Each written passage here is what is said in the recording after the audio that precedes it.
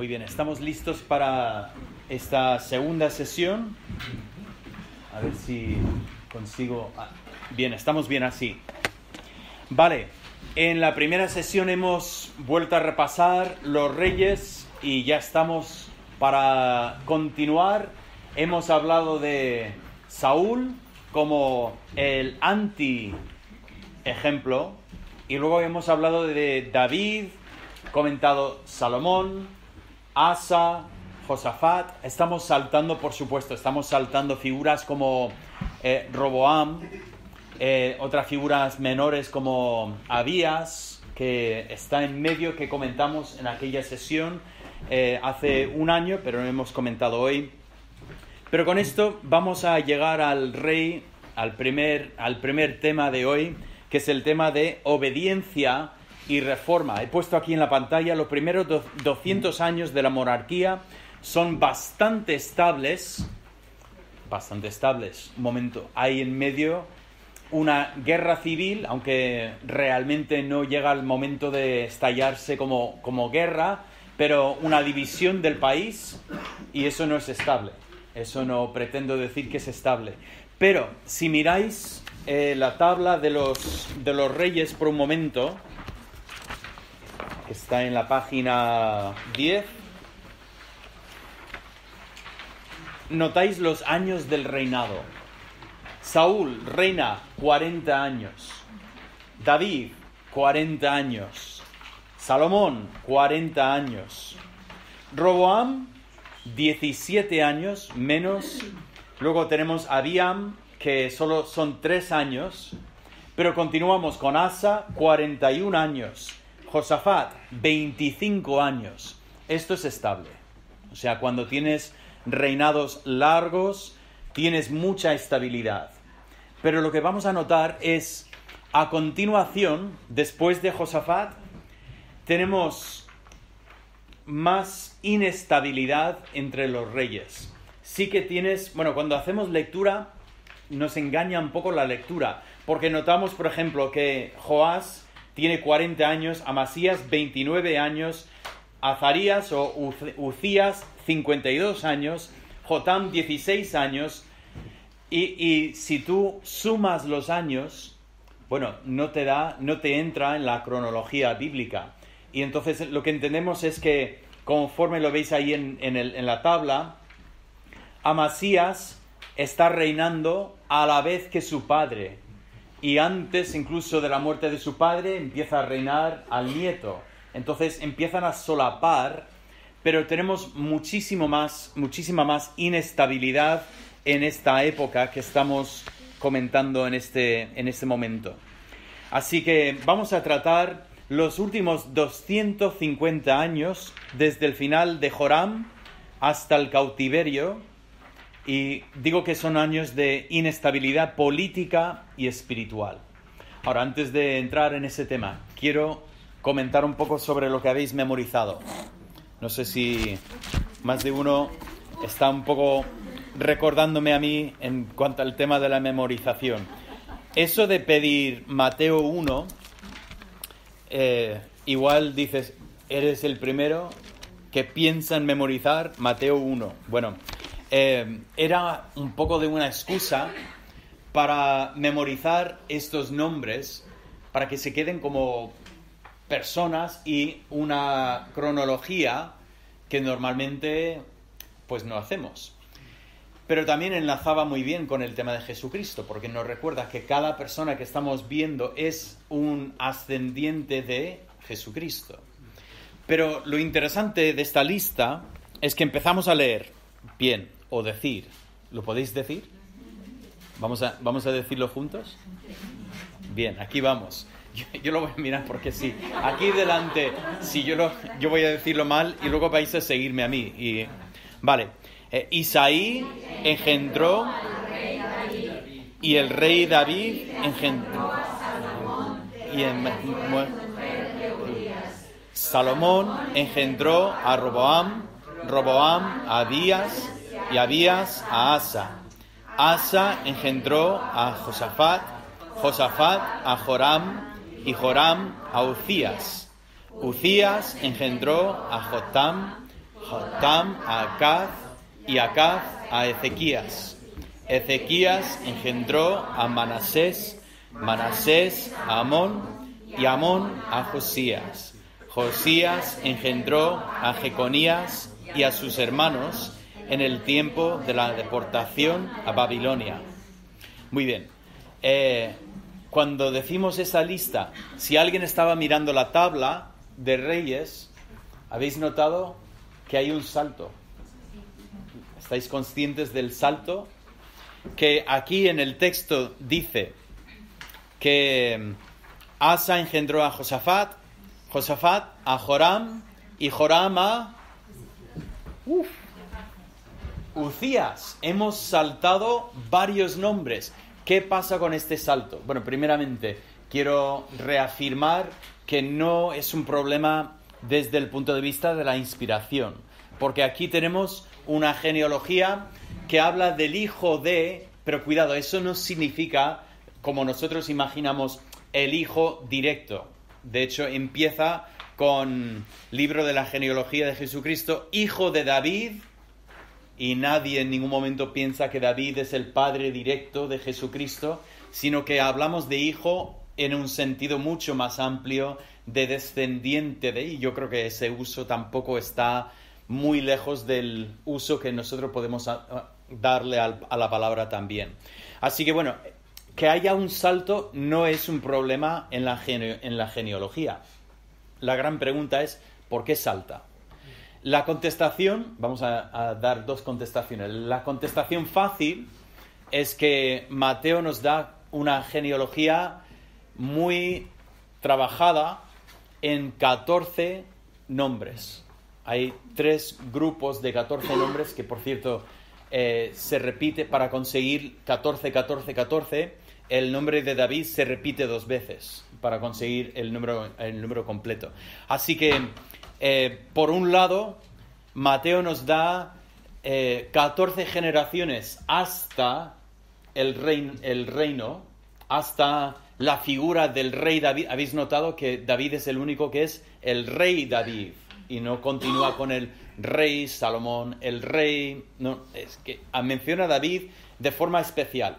Luego tenemos 14 generaciones, digamos, del reinado de los reyes, y en las 14 generaciones todos son reyes, y luego después tenemos 14 generaciones después del cautiverio, después del reinado. Así que por ese motivo él elige, porque hay más de 14 reyes en lo que nosotros tenemos aquí. Si miras la tabla, hay unos 18, 19 reyes, y por lo tanto tiene que cortar en algún sitio, y corta en ese sentido. Pero ¿por qué corta donde corta? Esa es la otra pregunta interesante. Y vamos a contestar esta pregunta en esta sesión. Así que no contesto más, dejo el tema y vamos a entrar en la sesión. Bien, ya tenemos, eso representa la primera parte que he dicho que es más, voy a utilizar esto, esa primera sección en que son 200 años de estabilidad, de reyes que reinan mucho tiempo, y como regla general el texto nos dice que todos son reyes que hacen lo que es correcto ante Dios, con la excepción de Roboam y Abíam, que estos dos nos dicen que son malos, y hasta Josafat. Bien, ahora vamos a coger y continuar hacia abajo y ver lo que tenemos aquí.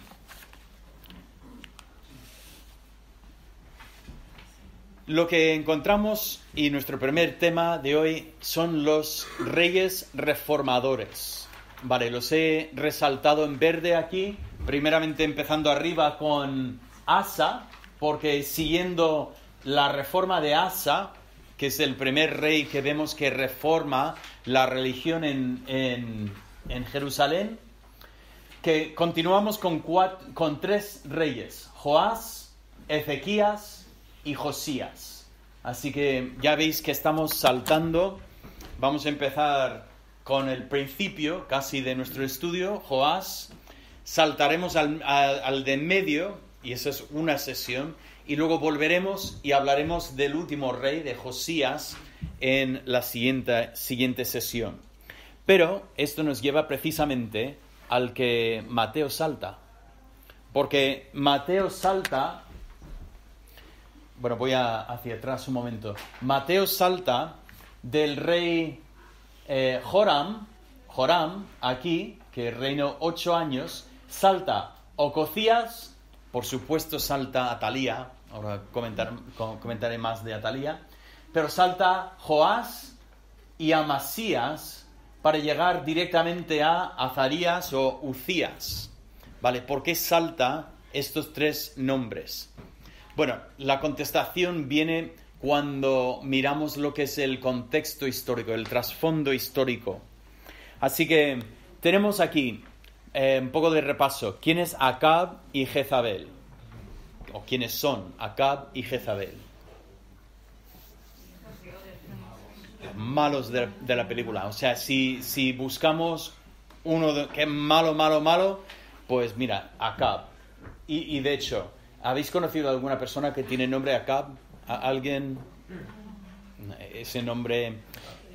Ahora, curiosamente, tengo que admitir, hace unos años en la universidad tuve una alumna, se llamaba Jezabel.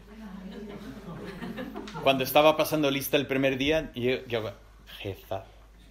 Digo, ¿quién será? Iba buscando una mala y bueno, no sé, no parecía tan mala, pero sí.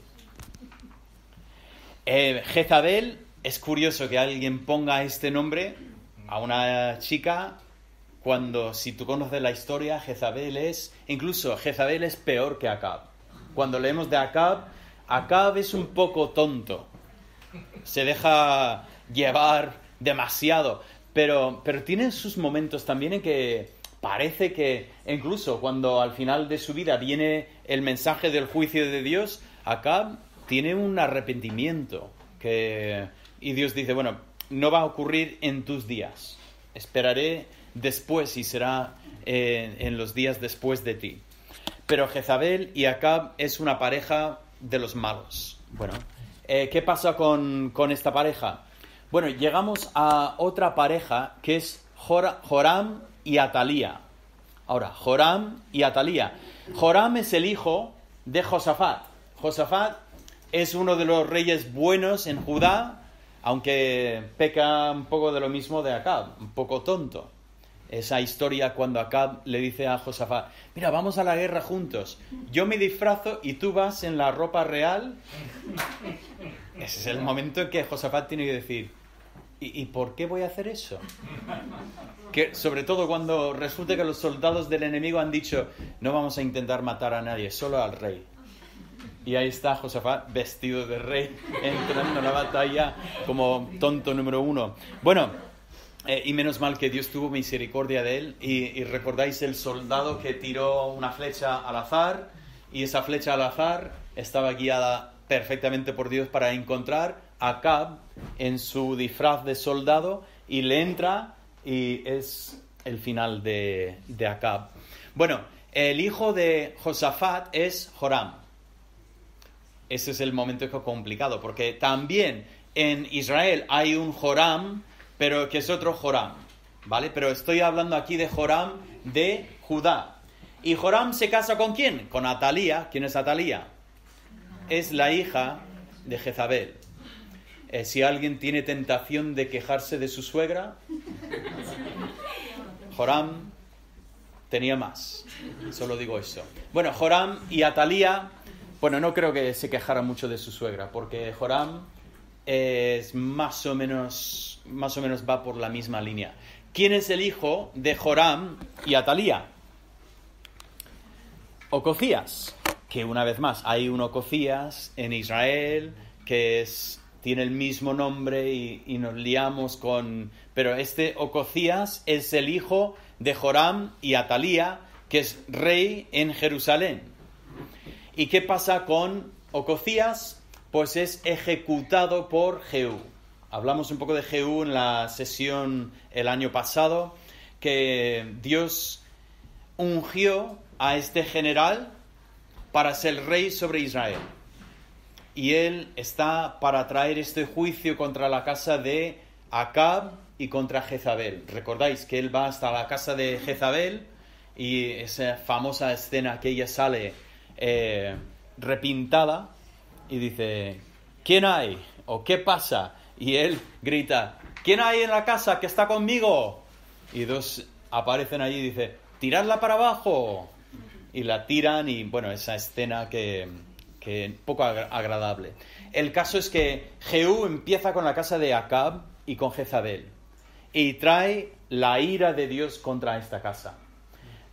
Pero mientras está con todo esto, pues termina con Ocosías en Jerusalén también, ya que está también emparentado con la casa de Acab.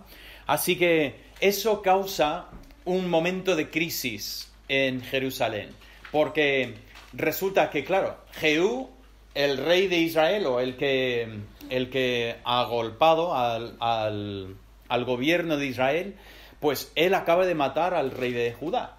Entonces, ¿quién va a ser el rey en Judá? Pues se supone que sería uno de los hijos de Ocosías. Sería el proceso natural de decir, bueno, alguien ha matado al rey, vamos a coger a uno de los hijos del rey y hacerle rey en lugar de su padre. Problema, tienes a Atalía. Y lo primero que hace Atalía es decir, no, rey, no, lo que hace falta es una reina. Yo voy a ser la reina en Jerusalén. Pero ella no tiene legalmente la capacidad de hacerse reina en Jerusalén, así que ¿qué hace? Ese es el momento que dices, todos tenemos buenas asociaciones con nuestras abuelas, ¿no? Una abuela es, pues esa persona, que incluso me encanta la expresión en castellano cuando uno empieza a sacar, he hecho esto y tal, y dice, que no tiene abuela. Ese pensamiento, ¿no? Que la función de la abuela es hablar de lo grande que son sus nietos. A todo el mundo. Tengo fotos de mis nietos, ¿queréis ver? O sea, esa es la función de la abuela. Pero aquí tenemos una abuela que rompe todos los estereotipos. Ella coge y empieza a matar a sus nietos. Uno por uno. Los empieza a matar. ¿Por qué? Porque ella quiere hacerse con el trono. Y si no llega a ser por la tía de Joás, también hubiera terminado con la vida de Joás. O sea, la tía coge al niño, al bebé, y lo mete dentro del templo, que parece ser el último sitio donde buscaría, bueno, el sitio donde no puede entrar Atalía, y allí dentro del santuario crece Joás en la familia de su tía y su tío. Su tío es Joiada, es el sumo sacerdote. Así que este es el trasfondo que nosotros tenemos en esta historia, y esta es la contestación, bueno, es lo que casi todos los comentaristas proponen, que es la contestación a la pregunta ¿por qué salta Mateo estas tres generaciones? Interesante, Mateo salta, no salta Joram, que llama la atención, porque Joram no tiene nada de bueno.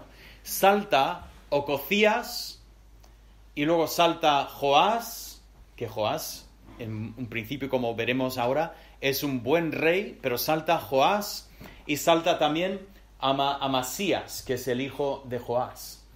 Y el pensamiento es que salta las tres generaciones que están conectadas por sangre con Acab y su casa.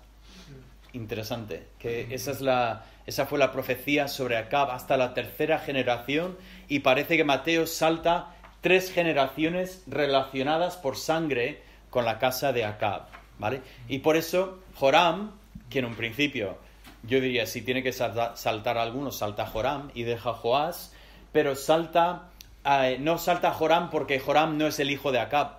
Este Joram es el hijo de Josafat, pero salta sus descendientes, que son los hijos de Atalía. Vale, entonces, contestación a la pregunta, parece ser que por eso salta precisamente estas 3 generaciones. Pero bien, con esta pregunta contestada vamos a continuar con Joás. Hemos comentado que primeramente Joás es rescatado milagrosamente de la muerte.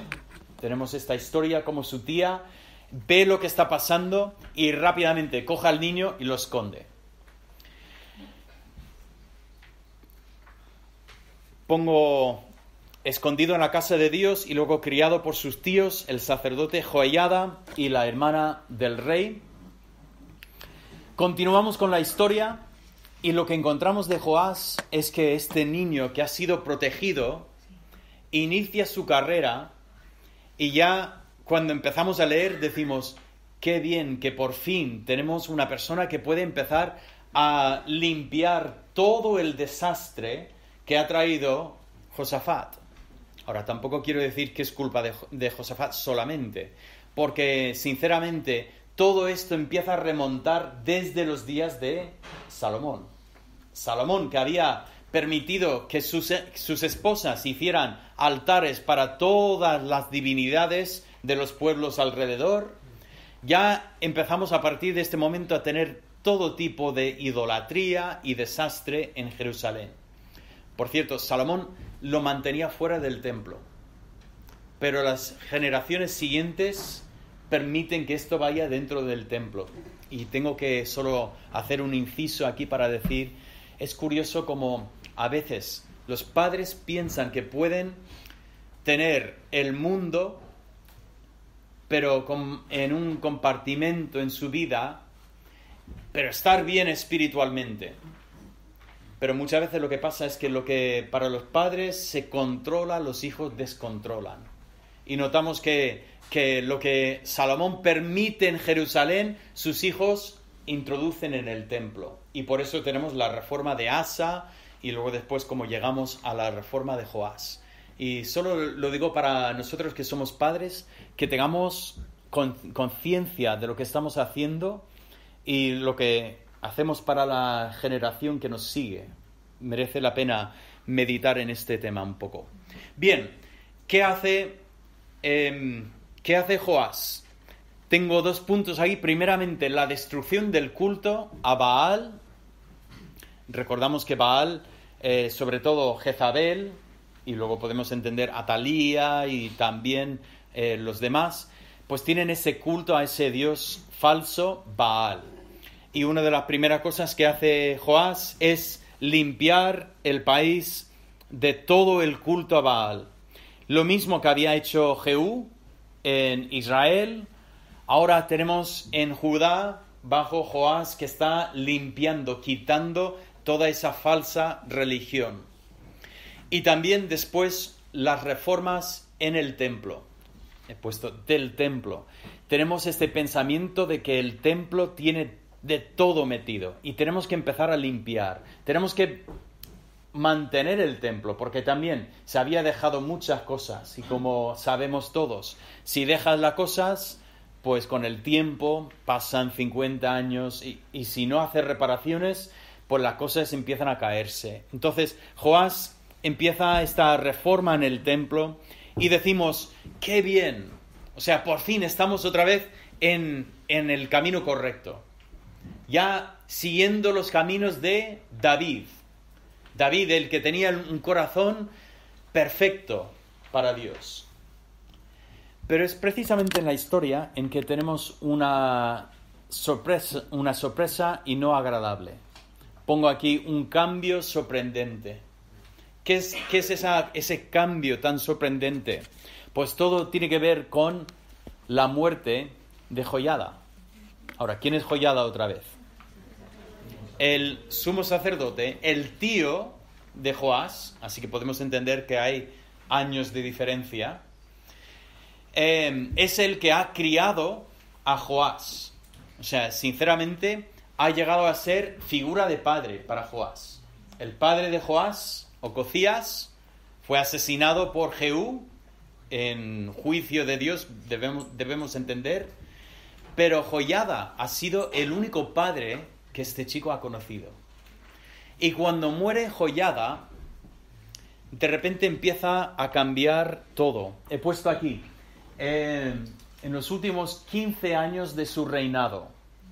O sea, desaparece la figura de padre y él tiene 15 años. ¿Y qué ocurre en estos 15 años? Desastre. Hay un regreso a la idolatría, pero lo más fuerte tiene que ver con Zacarías. Ahora, ¿quién es este Zacarías? Primeramente, no lo confundamos con el libro Zacarías en la Biblia, ¿vale? Debemos entender que un nombre como Zacarías es un nombre que puede ser común. Más de una persona puede tener este nombre, igual que en esa misma sala yo sé que tenemos muchos nombres repetidos. Bien, hay algunos que tienen nombres únicos que no están repetidos, pero otros que tenemos nombres bastante comunes y puede haber repetición de nombres. Así que Zacarías no es el profeta que escribió el libro, sino que es otro profeta. Pero nos dice la Biblia quién es. ¿Recordáis quién era Zacarías? Es el hijo de Joiada. Ahora vamos a empezar a poner las piezas. El hijo de Joiada, ¿quién es para Joás? Es su primo, pero prácticamente es su hermano. Él ha crecido con este chico. Lo ha conocido toda la vida. Igual es mayor que él. Puede ser que Joiada tuviera hijos ya un poco más grandes cuando cogió a Joás. Pero de una forma o de otra, pues han compartido familia toda la vida. ¿Y qué pasa? Pues cuando muere Joiada y Joás empieza a abrir la puerta hacia volver atrás, hacia la idolatría, Zacarías se levanta y dice: esto está mal. Denuncia al rey por lo que el rey está haciendo. Lo que esperaríamos en este momento, lo que desearíamos ver en este momento es ese corazón humilde, arrepentido, que dice: ¿tienes razón? ¿Qué estoy haciendo? ¿Cómo es posible? Vamos a volver a limpiar. Y sin embargo, lo que pasa es justo al revés. Da permiso a los que quieren hacerlo para que maten a Zacarías. Y cogen piedras y lo apedrean dentro del mismo templo. O sea, el mismo templo llega a ser el lugar del asesinato de Zacarías. Zacarías es interesante porque le menciona a Cristo en el Nuevo Testamento. Si queréis mirar en Mateo 23,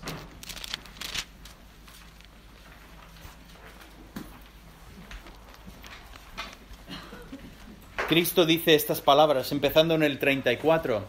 Por tanto, he aquí, yo os envío profetas y sabios y escribas, y de ellos a unos mataréis y crucificaréis, y a otros azotaréis en vuestras sinagogas y perseguiréis de ciudad en ciudad, para que venga sobre vosotros toda la sangre justa que se ha derramado, desde la sangre de Abel, el justo, hasta la sangre de Zacarías, hijo de Berequías, a quien matasteis entre el templo y el altar.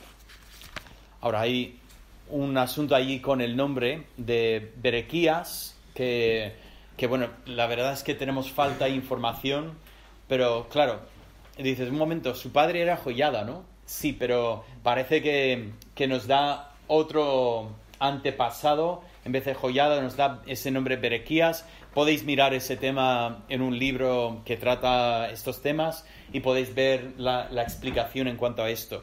Pero lo interesante es que Jesús menciona ese asesinato de Zacarías bajo los días de Joás. Ahora, ¿por qué? ¿Por qué empezar con Abel? ¿Y por qué mencionar de repente a Zacarías? Cuando podrías haber nombrado, otros profetas que fueron asesinados o fueron... alguien buscó quitárselos de en medio o algo así. Bueno, lo interesante es dónde se encuentra esa muerte de Abel. ¿En qué libro? Empiezo con las preguntas fáciles, ¿no? Vamos bien. En Génesis, ¿dónde se encuentra esa historia de Zacarías? Segundo de Crónicas. Ahora, ¿qué pinta eso? Bueno, recordemos que nuestra Biblia está estructurada siguiendo el ejemplo, siguiendo el patrón de la Vulgata, de la Biblia en latín, que tiene todos los libros históricos, luego después, o tiene primeramente los 5 libros de Moisés, luego los libros históricos, luego los poéticos y finalmente los proféticos. La división es buena. Ahora, hay un poco de solapamiento, porque sinceramente muchos de los profetas son poéticos, pero bueno, entendemos que eso es lo que nosotros tenemos en nuestro Antiguo Testamento. Y por lo tanto, Crónicas se encuentra pues con los libros históricos. Pero el canon de los judíos, la Biblia, hasta el día de hoy, si coges una Biblia en hebreo, vas a ver que empieza primeramente con los 5 libros de Moisés. Luego continúa con todos los profetas. Ahora, cuando dicen ellos profetas, eso es muy amplio.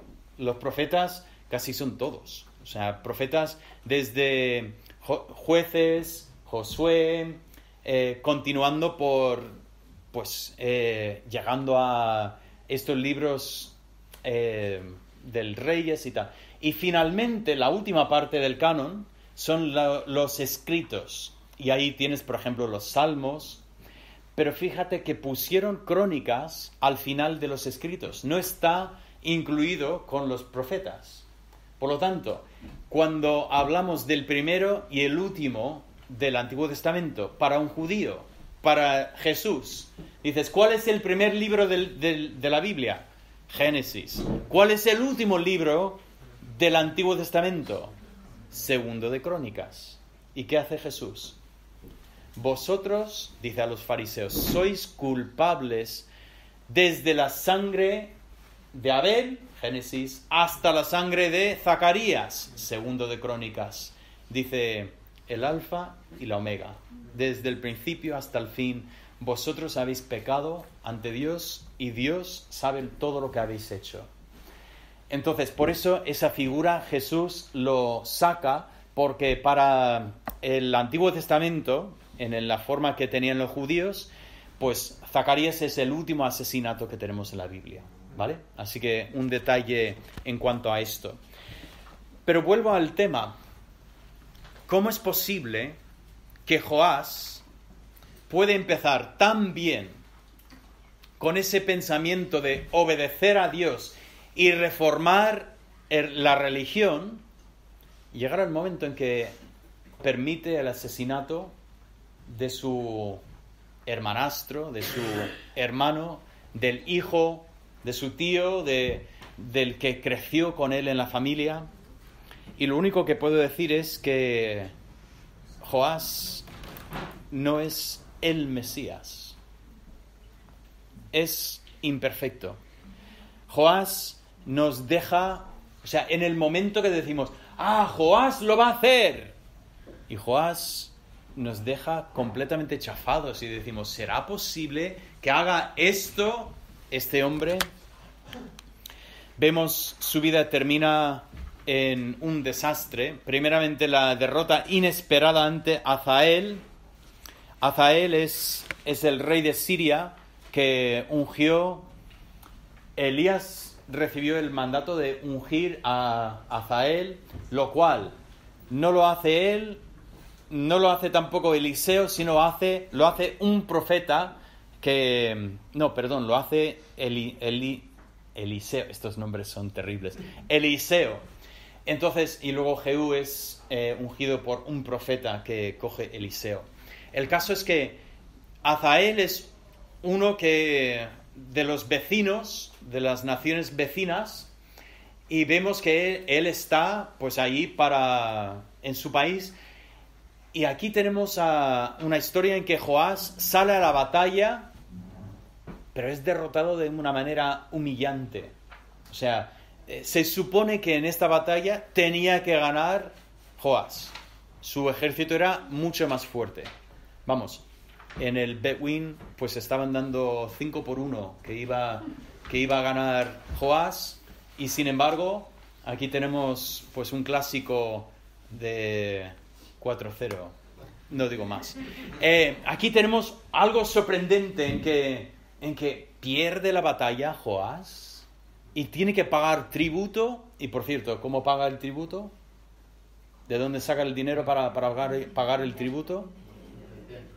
O sea, el templo que él mismo reformó para dejar bien. Cuando pierde la batalla, dice, necesito dinero, pues saco el oro del templo para pagar a Hazael. Y tal es el caso que sus propios siervos lo asesinan. Lo asesinan y dice, en venganza por la muerte de Zacarías. O sea, sus propios siervos estaban tan indignados de lo que él había permitido con Zacarías que terminan matándole. O sea, así termina la vida de Joás y decimos, qué pena, qué triste esta historia, qué pérdida de una vida. Bueno, tengo estos nombres aquí, Joás, Amasías, Uzías, Jotam, Acaz, Ezequías. Vamos a saltar de Joás hasta Ezequías. ¿Pero qué tienen en común todos estos reyes? Lo interesante es que cada uno, nos dice el texto, esta frase, hizo lo recto ante los ojos de Jehová, de una forma o de otra. O sea, son 150, más o menos 150 años de rey bueno tras rey bueno. O sea, cada uno va haciendo lo recto ante... Ninguno de ellos es uno que rechaza totalmente a Dios. Pero aquí está la historia. Joás reformó el templo y la religión en Jerusalén. Y Ezequías vuelve a reformar la religión en Jerusalén. Y decimos, pero si todos son buenos, ¿por qué hace falta volver a renovar, volver a reformar, volver a limpiar? ¿Por qué hace falta si es que todos son buenos? Interesante. Puedes tener reyes buenos, pero reyes que no son perfectos. Vale, otra lista. Asa, Josafat, Amasías, Uzías, Jotam, Acaz. Vale, estamos hablando de... tenemos aquí a Asa y tenemos a Uzías, que cada uno hizo una reforma religiosa. ¿Qué tienen en común estos nombres? ¿Alguien adivina lo que tienen en común estos nombres? Para mí es una de las... Cuando estamos leyendo los Reyes y Crónicas, hay ciertas frases que se repiten con tanta frecuencia. Una es, hizo lo malo ante los ojos de Jehová, y otra es, hizo lo bueno o lo recto ante los ojos de Jehová. Pero hay otra frase también que se repite mucho. Como su padre siguió el camino de los reyes. Bueno, también hay constantemente referencias a libros seculares que no están preservados para nosotros. Hay muchas referencias al pecado de Jeroboam, ¿no? Muchísima, porque sobre todo en Israel, cuando estamos en Reyes, que tenemos más ese enfoque doble, tenemos ahí los pecados de Jeroboam, que entendemos que son los becerros de oro que él estableció y que no quiso quitar ninguno, ¿vale? Estaban ahí. Bien. ¿Qué será? ¿Qué será? Sin embargo, los lugares altos no se quitaron. ¿Recordamos esta frase? Y cada uno de estos reyes nos dice, hizo lo correcto, hizo lo recto ante los ojos de Jehová, pero no quitó los lugares altos. ¿Qué son los lugares altos? Bueno, creo que es un tema un poco complicado porque hay momentos en que los lugares altos podrían haber sido lugares de culto a Jehová. ¿Vale? Hay en algunos contextos que vemos los lugares altos y es un lugar de culto a Jehová. Ahora, ¿es un problema esto? Pues primeramente no era el plan de Dios. Dios dijo, yo quiero el templo. Dios quería centralizar el culto a Dios. Dios no quería esa independencia de cada uno hace lo que le parece bien. Ya hemos estudiado Jueces y sabemos lo que es el fin de cuando cada uno hace lo que le conviene. Dios estableció Jerusalén. Entonces, eso de los lugares altos, incluso cuando son para Jehová, entendemos que este no es el plan de Dios. Y recordamos, Dios muchas veces hay personas que hacen lo que no es parte del plan de Dios. Y Dios puede incluso obrar a través de estas cosas, pero no es su plan, ¿vale? Hay personas que no están haciendo lo que es correcto y sin embargo, pues hay personas que se salvan. Y damos gloria a Dios porque a pesar de, Dios hace su obra. Pero también entendemos que Dios quiere bendecir incluso más allá. O sea, una cosa es que Dios bendiga a pesar de lo que están haciendo sus siervos y otra cosa es que Dios bendiga lo que están haciendo sus siervos, ¿vale? Entonces aquí tenemos parte de la historia que es así. También quiero comentar que ese pensamiento de que Dios decía en el templo, ahora entendemos que nosotros somos el templo de Dios. No tenemos un templo, no tenemos un lugar central donde todos tenemos que venir. Menos mal, porque el mensaje de Cristo se ha extendido por toda la tierra. ¿Y dónde se pondría este sitio? Ahora, si se pusiera aquí en el País Vasco, no estaría mal, ¿no?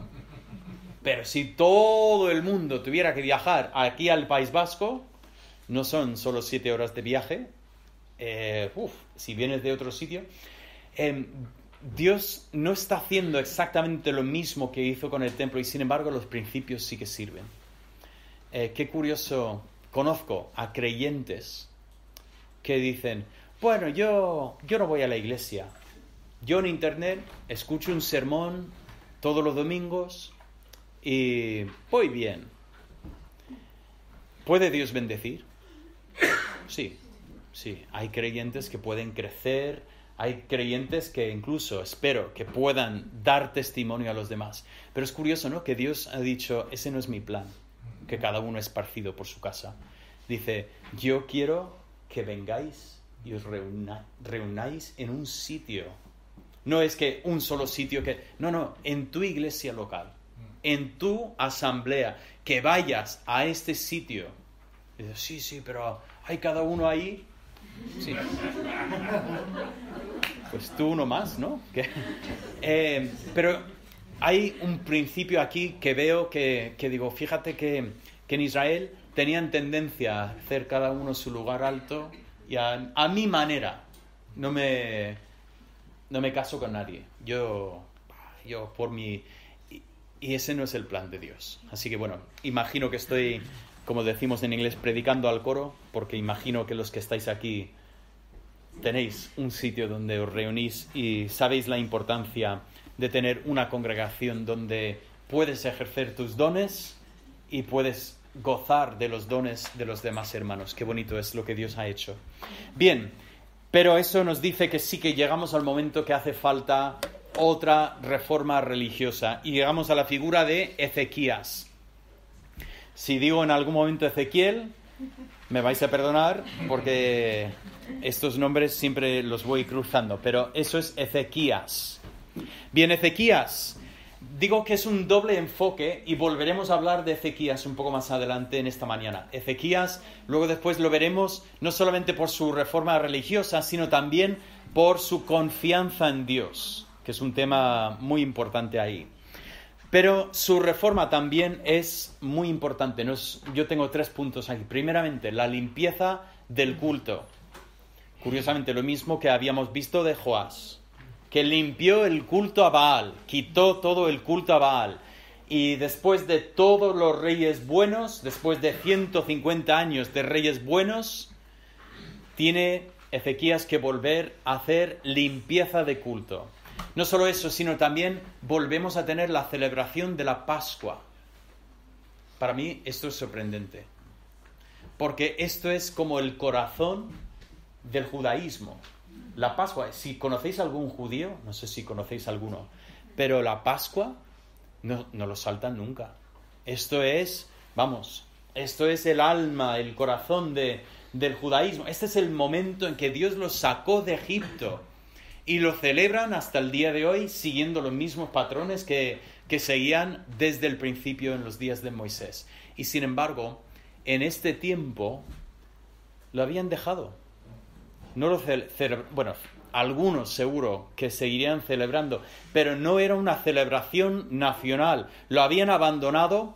Y por cierto, esto es algo que vemos aquí con Ezequías y volveremos a ver con Josías, ese momento que un rey dice, y por cierto, para todo el mundo, vamos a celebrar ese día. El anteayer era el día de Acción de Gracias en Estados Unidos. Curiosamente, Acción de Gracias se remonta desde los días de los primeros peregrinos que establecieron una colonia en Estados Unidos, y era una celebración de pues todo lo bueno que Dios había hecho. Pero curiosamente, ¿sabéis qué presidente estableció el Día de Acción de Gracias como fiesta nacional? Lincoln. Estamos hablando de 1860. O sea, mucho después. Estamos hablando de muchísimo, 200 años o más, 300 años después, establece ese día y dice, vamos a celebrar esto como nación. Y eso es lo que tenemos aquí. Tenemos el día de la Pascua, que el rey para y dice, oye, todo el mundo, vamos a celebrar esto. Y finalmente, he puesto aquí la restauración del sacerdocio. También en 2 de Crónicas 31 leemos sobre los sacerdotes y nos enteramos de que desde los días de Asa, pues los sacerdotes poco a poco se habían ido, cada uno buscando la vida por su cuenta. ¿Recordamos cómo comían los sacerdotes? Las ofrendas que traían al templo. Y si la gente no traía ofrendas al templo porque estaban en el lugar alto, o porque estaban sirviendo a Baal, o porque no les daba la gana, el sacerdote... Escuché la historia de... Eso es malo. Un misionero que visitó una iglesia, hizo un viaje para llegar a esa iglesia, y termina el culto, y el pastor le hace, ¡que Dios te bendiga! Y el misionero hizo esto, fue al coche, abrió el depósito de gasolina y dijo, ¡Dios te bendiga! Delante del pastor, para decir, gracias por el Dios te bendiga, pero eso no me da combustible para llegar a mi casa. El pobre misionero dice, no llego a casa con el Dios te bendiga. O sea, pero claro, en el templo, si la gente no trae ofrendas, ¿qué tiene que hacer el sacerdote? Pues buscar un trabajo, buscar la vida. Y entonces llega el momento en que Ezequías dice, vamos a buscar, reformar esto, buscar a los sacerdotes que se fueron y traerlos otra vez para que puedan servir a Dios en el templo. Yo tenía una imagen aquí en algún sitio, pero se me fue, no sé dónde está. Vuelvo por un momento y comento algo. Cuando hablamos de la limpieza del culto, seguro que puse ese en otro sitio de la presentación, ya saldrá en algún momento esta mañana, veremos, pero uno de los puntos que más me llama la atención es que Ezequías coge y destruye la serpiente de bronce. Habéis notado cuando estabais leyendo, ¿no? O sea, ¿qué valor podría tener hoy en día la serpiente de bronce que hizo Aarón en el desierto? Cuando estaban las serpientes picando a la gente. Y ¡qué valor!, ¿no? ¡Qué chulo sería tener la serpiente de bronce! Y Ezequías coge y lo destruye. ¿Por qué? ¿Recordáis por qué lo destruye? Qué fácil es para nosotros llegar a adorar cualquier cosa. Hoy en día hay cristianos que adoran su pastor. No es mi caso, no os preocupéis que... hay cristianos que adoran pues su iglesia, su templo. Hay cristianos que adoran sus Biblias. Y todo esto, este no es el plan de Dios. El plan de Dios es que todo sea lente por medio de la cual vemos a Cristo. Y sin embargo, qué fácil nos es hacernos miopes y solo ver lo que tenemos delante y no llegar a ver lo que Dios quiere que veamos. Y coge Ezequías en esta reforma y destruye un objeto de valor incalculable, porque dice lo que más importancia tiene aquí es que adoremos a Dios. Y si es de tropiezo para alguno, fuera. Incluso dice su madre, Imagino a la madre, Ezequías, ¿qué haces? Y dice, mamá, lo siento, pero esto fuera. Y me habla un poco de nuestra necesidad de tomar en serio lo que es nuestra vida espiritual. Y si algo nos causa tropiezo, fuera. Sí, pero no, fuera. Si no nos ayuda, fuera. ¿Qué decía Cristo en cuanto a eso? Si tu mano te es ocasión de caer, córtala. Mejor ir manco por la vida que teniendo 2 manos terminar en el infierno. Entendemos que Cristo usa un lenguaje, es una exageración parece, pero está diciendo, no, piénsalo. Qué bien tener 2 manos, pero ¿qué me sirven 2 manos si es que termino en el infierno? Ahora, no quiere que vayamos cortando parte de nuestro cuerpo. Siempre he pensado, claro, si tu ojo te ofende, saca el ojo, claro. Luego puede ser un ciego, que si tiene problemas con los ojos, es que el problema es la mente. Obviamente tenemos que entender que Jesús no nos está intentando animar a la automutilación o algo así, pero nos está diciendo, hay que tomar en serio lo que es el pecado. Y en Ezequías veo que él toma así esa reforma que dice, fuera todo lo que puede ser de estorbo. Pienso en esta facilidad con que la religión humana se corrompe. Y me anima a mirar bien lo que estoy haciendo en mi vida. Dios no ve como nosotros vemos. Tengo estos textos aquí de 1 de Samuel, donde dice, Jehová mira el corazón. Nosotros vemos la parte de afuera, pero Dios ve el corazón. Qué fácil es en la iglesia ponernos una corbata, porque todo el mundo sabe que si no puedes respirar vas más espiritual. Qué fácil es poner una falda, por debajo, no sé, pantalón para que no pase frío o algo así. Imagino que mal lo hacéis aquí en esta zona, ¿no? Pero, qué fácil es por fuera dar apariencia. Y a los hombres funciona. ¡Ay, qué bueno que es este! Mira que siempre se pone en la primera fila. Pero Dios mira más allá, ve el corazón. Y la parte de afuera no impresiona a Dios. Dios ve esa parte de afuera, y si no va acompañado con el corazón, Dios dice, ya, sepulcro blanqueado. ¿Tú ves la parte de afuera? ¿Habéis hecho alguna vez una visita turística al cementerio? Yo entiendo que se hace más y más. Hay gente que va al cementerio y lee pues todas las inscripciones y tal. Claro, nosotros vemos la parte de afuera y puede ser bonita esa parte, pero por dentro, ¿tú quieres ver esa parte? La parte del funeral aquí en España, que, bueno, no sé si se hace en esta zona. En nuestra zona se hacía más antes, pero cuando enterraban a uno en el mismo nicho, decía, ¿alguien quiere ver a la abuela? Y la gente se acercaba para echar un vistazo y digo, ¿cómo es? Yo no quiero ver eso. Esa parte no es bonita. Y Cristo dice, eso es lo que veo yo, fariseos, cuando os veo esta parte de adentro y me da asco. Y pienso en esto y digo, cuidado con esto. Y pongo también el texto aquí de la viuda que echó esas 2 moneditas que no tenían prácticamente valor, solo fastidiaba al que contaba la ofrenda, que tenía que sumar esas moneditas ahí.